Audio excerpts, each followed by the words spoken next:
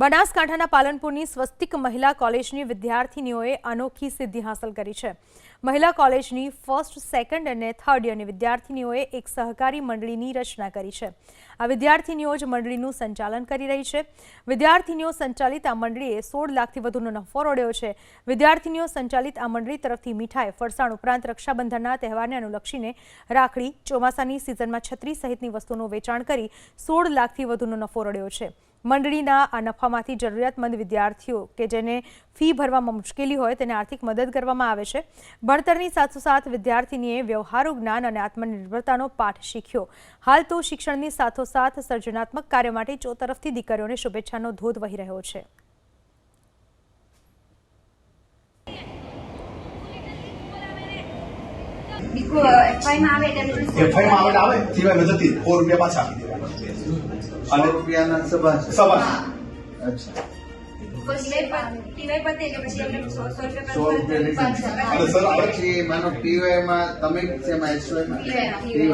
હવે તમે નીકળી જશો તો બીજી દીકરી આવશે, ચેરમેન એને માનો કે 16 લાખ પીડાય બેંક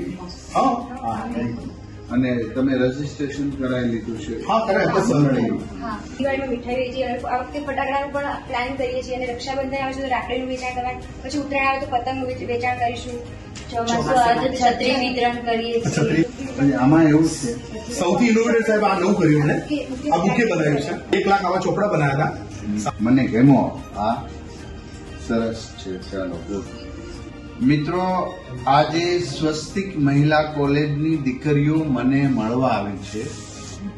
FY, SY અને TY ની આ દીકરીઓ છે, એમને એક સહકારી મંડળી પાલનપુર ખાતે બનાવ્યું છે।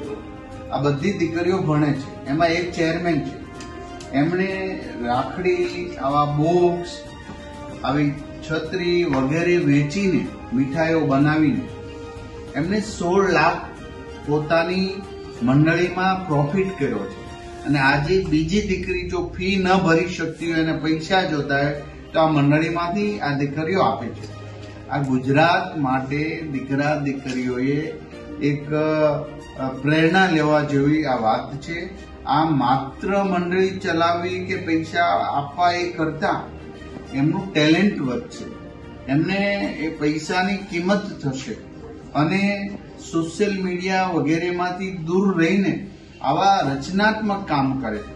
મને ગમ્યું છે, તમને પણ ગમશે અને બધા જ કોલેજોમાં આનો પ્રેરણા લઈને બધી દીકરીઓ કે દીકરાઓ આવી મંડળી બનાવે, જેથી કરીને એમના મમ્મી પપ્પાને સહયોગ થાય અને પોતે એક વ્યવહારિક જ્ઞાન અપનાવે।